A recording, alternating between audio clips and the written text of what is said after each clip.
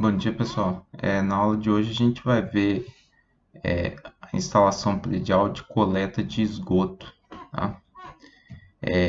Antes de começar a falar sobre a coleta de esgoto, tanto o esgoto quanto a drenagem pluvial que a gente vai ver na próxima aula, a gente tem que ter em mente que eles vão trabalhar como condutos livres, tá? Então, diferente dos sistemas que a gente viu até agora, que trabalham sob pressão, tá? Esses dois sistemas eles vão trabalhar como condutos livres, né? Ou seja, a gente precisa de uma certa declividade das tubulações para que haja escoamento, tá? A gente só consegue fazer o transporte tanto do esgoto quanto da água da chuva, né? Por gravidade, tá? Então a gente precisa de uma declividade nas tubulações que a gente vai encontrar aqui, beleza? Então tenham isso em mente, tá? Bom, então aqui no sistema de coleta de esgoto, né, o objetivo principal é de coletar, conduzir e afastar da edificação, né, todos os despejos provenientes dos aparelhos sanitários, tá? Evitando aí contaminação interior nos ambientes do edifício, tá?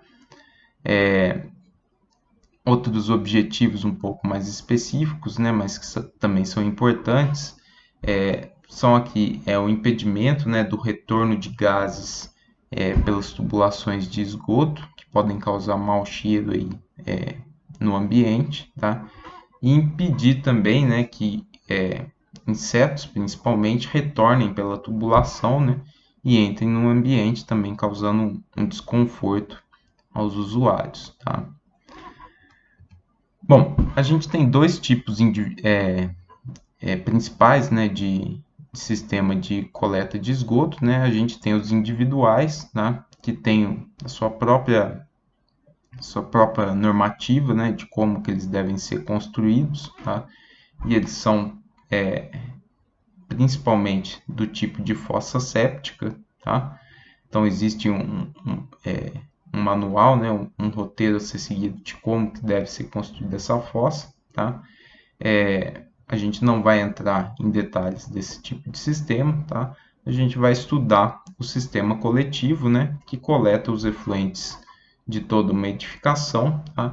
E essa coleta é destinada ao coletor público, né, que vai dar a destinação adequada para esse efluente, né, seja para uma estação de tratamento de esgoto ou seja o despejo em algum outro manancial, tá? Aqui eu coloquei também, né, só para a gente ter em mente que a água que a gente tem no esgoto doméstico, né, ela pode ter diferentes classificações, tá? Então, água negra, água cinza, água amarela ou água marrom, tá? Dependendo do tipo aqui, né, a água cinza, por exemplo, que seria a água que a gente utiliza na pia, por exemplo, ela não tem tantos tanto, tantos contaminantes, né? A gente poderia reutilizar essa água, né, através de um processo de tratamento e reutilizar ela para fins menos nobres, tá? Do que o consumo humano, tá? Então, de acordo com o tipo de água que a gente pode pensar também num sistema de reutilização, tá? Bom, vamos entrar agora nos componentes de uma instalação de coleta de esgoto, tá? O primeiro componente é o ramal de descarga, tá? O ramal de descarga está diretamente conectado aos equipamentos sanitários, tá? Então, lavatório, bidê, máquina de lavar roupa, enfim, ela é a tubulação que está imediatamente ligada nesses acessórios, tá? Então, aqui no desenho, né, seriam essas tubulações aqui conectadas ao vaso, né, conectada ao bidê, essa outra tubulação aqui conectada na pia e assim por diante, tá? Então, toda a tubulação que está diretamente conectada no equipamento é o nosso ramal de descarga, tá? Bom, todos esses equipamentos, eles devem ser ligados ao que a gente chama de desconector, tá? O desconector é o nosso famoso sifão, tá? ele é um dispositivo que vai conter um fecho hídrico que vai impedir o retorno dos gases e insetos para a residência, tá? Então, a gente tem diversos tipos de desconector, tá? Que ele vai ter sempre essa coluna de água aqui, né? Dentro da tubulação, que vai impedir que gases ou que insetos retornem aqui pela tubulação, né? Quando a gente viaja por muito tempo, né? Essa água aí, ela costuma evaporar, né? E a gente costuma sentir um cheiro de enxofre, né? Que são gases que retornam aqui pela tubulação, tá? Então, o desconector, ele é uma peça fundamental para o nosso sistema, tá? E todo ramal de descarga tem que estar conectado de uma forma ou de outra a esse desconector, tá? E aí eu posso ter um desconector múltiplo, vamos dizer assim, né? Que é a caixa sifonada, tá? Eu posso conectar vários equipamentos sanitários aqui através do ramal de descarga, né? Numa única caixa sifonada, tá? E aí ela vai fazer essa proteção para todos esses equipamentos, tá? O vaso sanitário, ele é um dispositivo único, né, na instalação, porque ele tem uma vazão muito alta e porque ele vai estar em contato com as fezes, tá? Então, ele tem que ter uma proteção única, porque ele é um equipamento importante no sistema, tá? Principalmente devido à elevada vazão que ele necessita, tá? Então, o vaso sanitário ele precisa ter um desconector próprio, tá? Bom, e aqui também, né, eu esqueci de comentar, então todos os ramais de descargas têm que estar ligados a essa caixa sifonada, tá? E os ramais com efluentes de gordura, eles têm que estar conectados também a uma caixa de gordura, tá? A gente vai ver exatamente para fazer essa separação dos óleos, né, da água propriamente dita, tá? Para evitar entupimento de tubulações, tá? Então, todo ramal de descarga tem que estar de alguma forma conectado ao desconector, né? Podendo ser utilizado a caixa sifonada, tá? Bom, os ralos eles são importantes aí para coletar água de lavagem de pisos, né? De chuveiro, enfim, de várias situações de limpeza, né? Tá? E a gente tem diversos tipos de ralos que a gente pode utilizar conforme a aplicação, tá? Mas a principal função dele, né, é coletar a água dos pisos, tá? Lembrar, né, que o piso ele tem que ter um caimento adequado para escoar a água até esse ralo, tá? E aí também o ralo ele tem que estar conectado a uma caixa sifonada depois, tá? Bom, o ramal de esgoto ele vai receber os efluentes dos ramais de descargas e encaminhar para um subcoletor, né, ou para um tubo de queda da instalação, tá? Se eu tiver uma edificação só de piso térreo, ele tem que estar imediatamente ligado a uma caixa de inspeção que a gente vai ver o que ela é, né? E em pisos sobrepostos, né, prédios com mais de um pavimento, ela é ligada, o ramal de esgoto é ligado exatamente ao tubo de queda, tá? E ramais com efluentes de gordura, né, são conectados ao tubo de gordura, tá? Então, a gente sempre faz essa separação, né, do esgoto que contém gordura e do que não contém gordura, e a gente faz tubulações específicas para cada uma delas, tá? Então, aqui no nosso sistema, né, a gente tem os ramais de descarga aqui do bidê, da pia e do ralo conectados à caixa sifonada. Saindo dessa caixa sifonada, eu tenho um ramal de esgoto, né, que vai se conectar aqui na frente com o ramal de descarga da minha bacia sanitária, né, e vai ser conectado ao tubo de queda, né, que vai transportar o esgoto ao subcoletor mais para baixo do edifício, tá? Bom, então o tubo de queda, né? Ele é uma tubulação vertical nas edificações, tá? E o alinhamento dele tem que ser preferencialmente vertical, né? Então, não tem nenhum tipo de curva aqui nesse tubo de queda, né? A não ser que seja realmente necessário colocar alguma curva de 45 graus, né? Nessa tubulação, tá? Mas preferencialmente ele tem que ter esse alinhamento retilíneo aqui na vertical, tá? Bom, tubos de queda que estão conectados à bacia sanitária tem que ter um diâmetro mínimo de 100 milímetros, tá? Por quê? Porque a gente vai ver que o ramal de descarga da bacia sanitária, ele o mínimo dele, né, é exatamente de 100 milímetros, tá? E num sistema que a gente nunca pode reduzir o diâmetro, tá? Lembrar disso também. Conforme a gente vai agregando equipamentos aqui na tubulação, a gente sempre tem que considerar o diâmetro maior, tá? Então a gente nunca pode reduzir um diâmetro aqui na instalação de esgoto, tá? A mesma coisa aqui na nossa caixa sifonada, tá? Então, se eu tenho aqui 3 equipamentos sendo conectados nessa caixa sifonada, o diâmetro mínimo de saída dessa caixa é o maior diâmetro dentre esses 3, tá? Exatamente porque eu não posso reduzir. Eu posso aumentar? Posso. Isso a gente vai ver se é necessário ou não. Mas o mínimo é que seja igual ao maior diâmetro conectado, ok? Bom, e tubos de queda de pias e cozinhas, né? O diâmetro mínimo é de 75 milímetros. Tá? Bom, a gente tem tubos e colunas de ventilação também, tá? Que eles vão permitir a entrada de ar para evitar o rompimento do fecho hídrico, tá?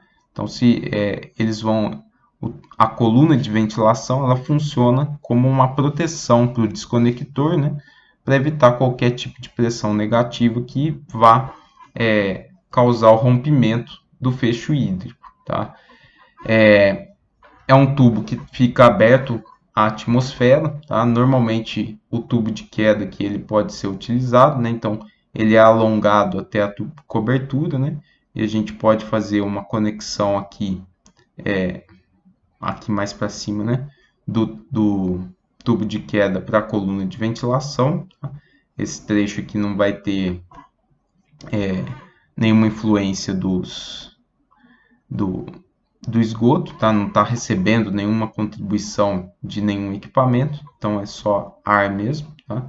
Ou então a gente pode ter uma coluna exclusiva conforme esse esquema aqui apresenta. Tá? Então essa coluna de ventilação também, ela preferencialmente tem que ter um alinhamento vertical, tá? E todo desconector, né, tem que ter uma ligação com essa coluna de ventilação para evitar, para fazer essa proteção do fecho hídrico dele, tá? Evitar, né, a entrada de água de chuva e de folhas, principalmente, que podem causar um entupimento, tá? Então, existem esses terminais de ventilação aqui para fazer essa proteção aqui no topo, tá? E o diâmetro mínimo, né, em uma casa de um pavimento é de 50 milímetros e em edificações maiores de 75 milímetros, tá? Bom, o ramal de ventilação, como o próprio nome diz, né, ele faz a conexão da coluna de ventilação com a caixa sifonada, né, ou com o sifão de proteção do equipamento, tá? Ele tem que estar instalado num aclive mínimo de 1%, tá? E a conexão é feita no mínimo 15 centímetros acima do nível de transbordamento, tá? Então, aqui no caso da bacia sanitária, né, eu posso encher a bacia no máximo até aqui, a minha coluna de ventilação tem que estar 15 centímetros acima disso. Tá? Por quê? Porque se ela estiver abaixo, né, a hora que a água enche aqui, ela pode entrar pela coluna de ventilação e pode causar problemas aqui para baixo. Tá? Então, essa é uma recomendação, né, esses 15 centímetros é um fator de segurança para não haver retorno da água do esgoto, né, pelo ramal de ventilação. Bom, o subcoletor já é uma tubulação principal, né, que fica no térreo, né, da edificação, e ela é uma tubulação horizontal que vai receber todo o esgoto coletado, né, pelo tubo de queda, e também pelos tubos de gordura, tá? Sempre que possível, né, tentar manter um alinhamento único, tá? Sem mudança de direção, tá? Aqui na instalação de esgoto, sempre que a gente tiver que fazer uma mudança de direção, a gente tenta fazer o mais suave possível, né? Com um ângulo de no máximo 45 graus, para evitar qualquer tipo de entupimento das tubulações, tá? E sempre que a gente faz essa mudança de direção, a gente coloca uma caixa de inspeção, que a gente vai ver mais para frente, tá? Então a gente tem que tomar esse cuidado, tá? Então o subcoletor ele vai receber todo o esgoto, né, coletado na edificação e transportar até o coletor público, tá? O diâmetro mínimo dele é de 100 milímetros e a declividade mínima é de 1%, tá? Essa declividade aqui ela pode aumentar também um pouquinho, tá? Então a caixa de inspeção, né, como eu disse, né, sempre que a gente tiver qualquer tipo de mudança na tubulação, né, seja de direção, diâmetro da tubulação, mudança de declividade da tubulação, a gente coloca essa caixa de inspeção exatamente porque esse ponto de mudança é onde a gente tem a maior tendência de entupimento da tubulação, tá? Então essa caixa de inspeção é exatamente para a gente verificar se tem algum problema nesse ponto, né? E também permitir a manutenção, né, limpeza das tubulações como um todo, tá?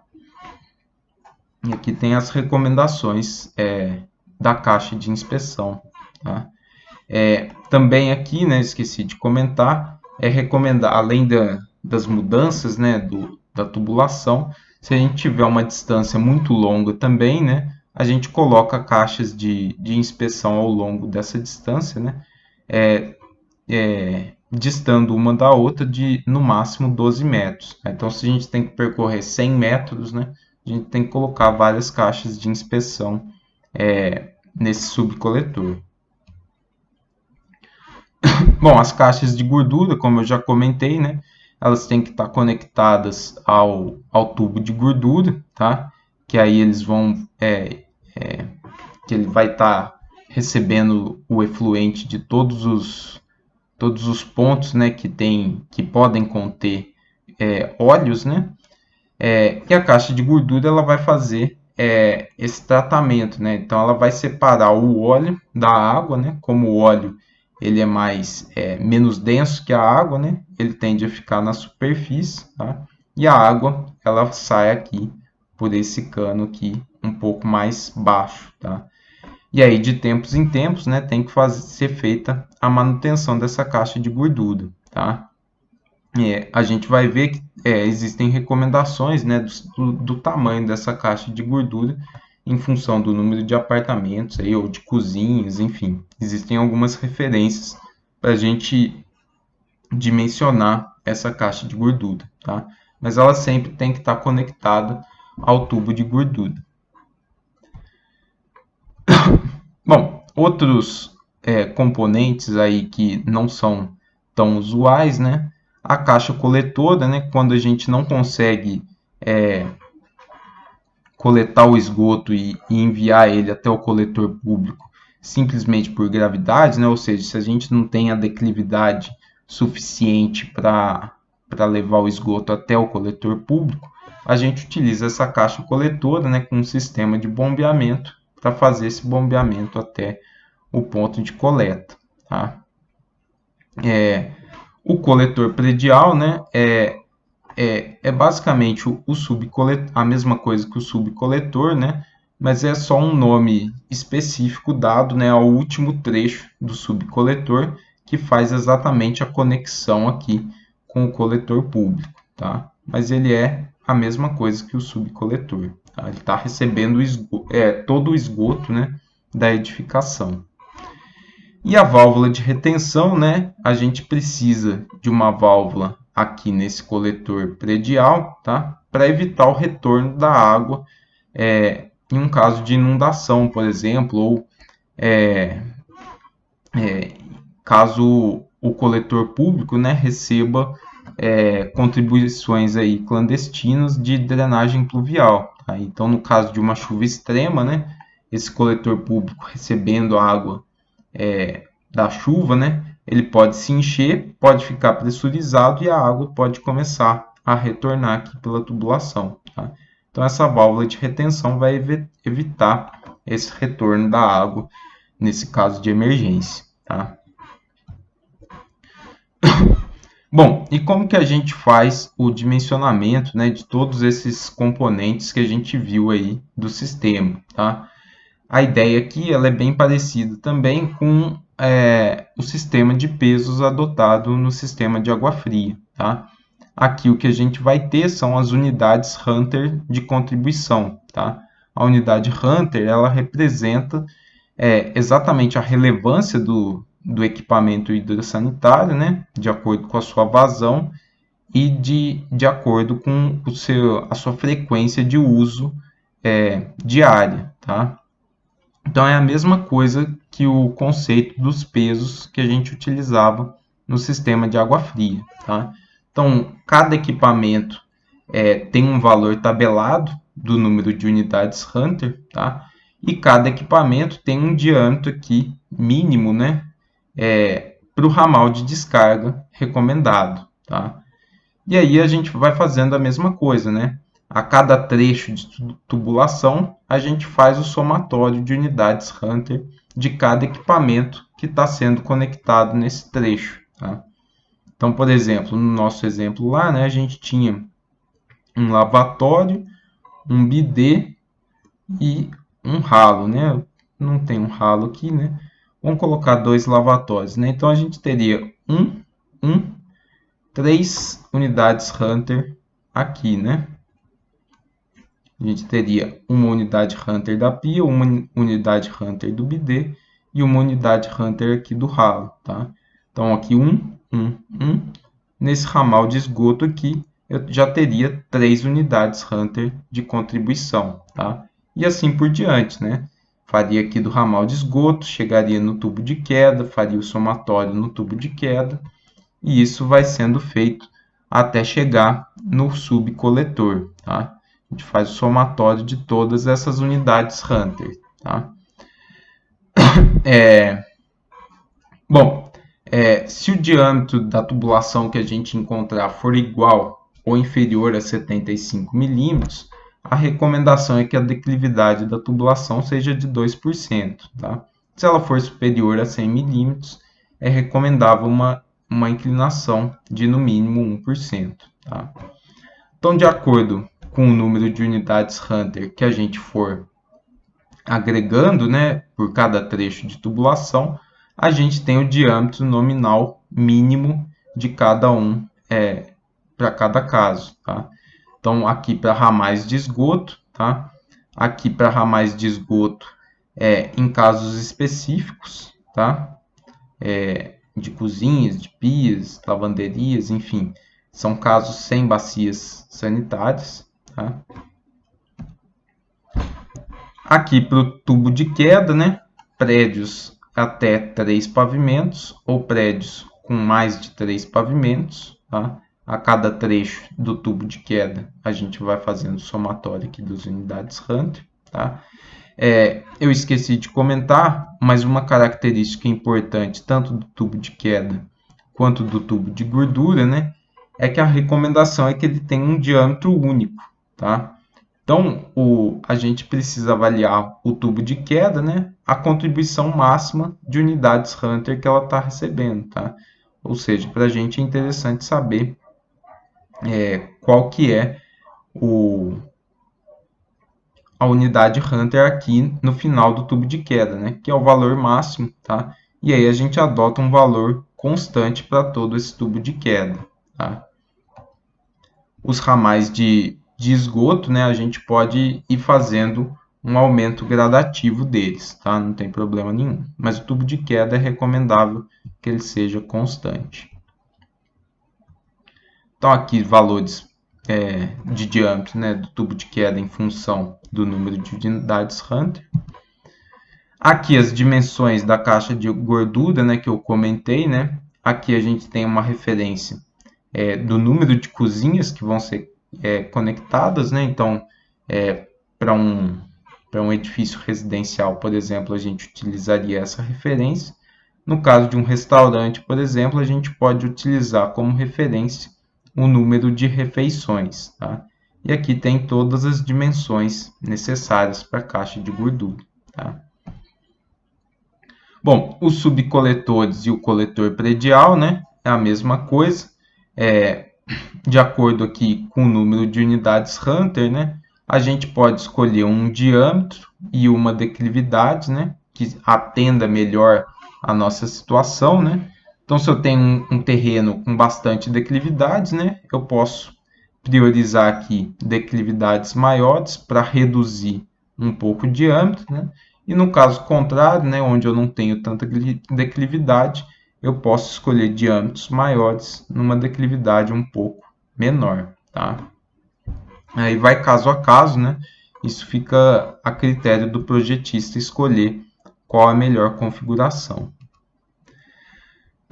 Bom, os ramais de colunas de ventilação, eles vão depender do diâmetro do tubo de queda, tá? Então, primeiramente, né, a gente determina aqui qual que é o diâmetro nominal do tubo de queda, né?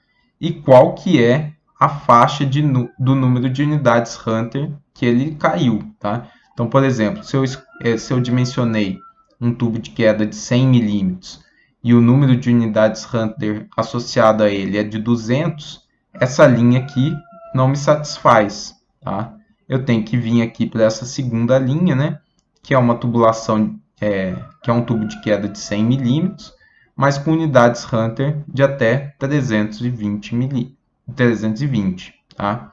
Bom, olhando nessa linha aqui, então, eu vou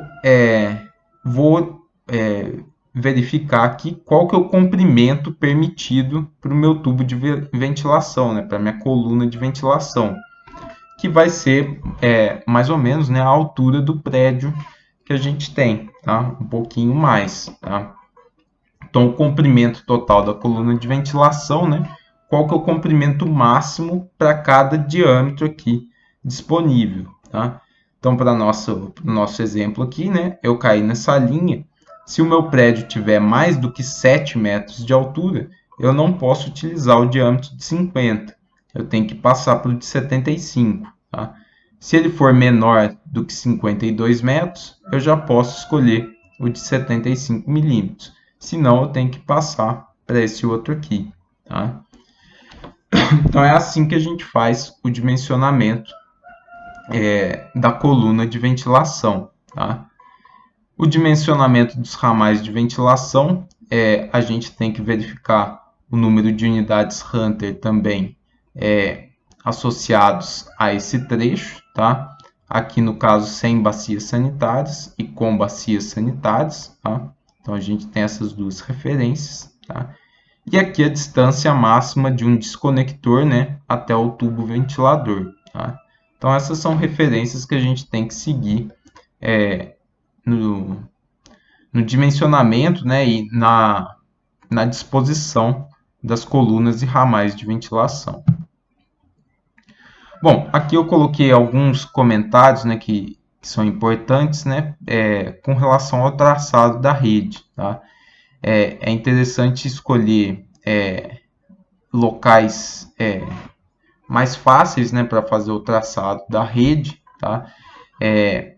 Principalmente priorizando, né, o uso de shafts, tá? Que são estruturas exclusivas, né, para receber tanto tubulações, né, cabos elétricos, enfim, existem shafts para cada tipo de sistema, tá? Então, se for possível prever esse uso do shaft, é interessante, tá? Definir bem a localização da caixa sifonada, que ela é muito importante para o sistema, né? Então, a melhor localização para a caixa sifonada ela é importante, tá? Definir o traçado dos ramais também é importante, sempre levando em consideração que o ideal é que a gente tenha menos curvas possíveis, né? Menos mudanças de direção possível, e quando for preciso, né, colocar no máximo uma curva de 45 graus. Tá? Outra recomendação, né, em pavimentos sobrepostos, né, é levar em consideração que as tubulações, tanto do banheiro, né, quanto da cozinha, elas necessitam de uma certa declividade para fazer a coleta de esgoto. Tá? Então, prever isso, né, na laje para que não ocorra nenhum problema na hora da construção final. Tá? E também tentar priorizar, né, a passagem da tubulação por cômodos que tenham baixa circulação. Tá? Então, atravessar uma tubulação de esgoto, por exemplo, por uma sala, não é recomendável, porque o som da água passando numa tubulação por conduto livre, ela gera um ruído que é perceptível. Tá? Então, tentar evitar essas situações, ok? Mais recomendações, né, mais detalhamentos, vocês conseguem na norma brasileira, né, de sistemas de coleta de esgoto.